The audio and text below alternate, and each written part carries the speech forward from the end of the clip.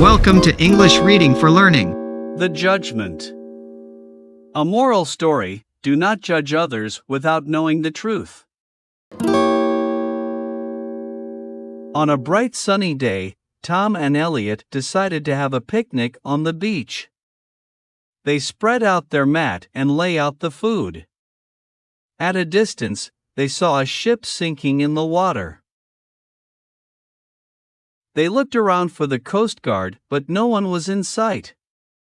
Both the friends were concerned.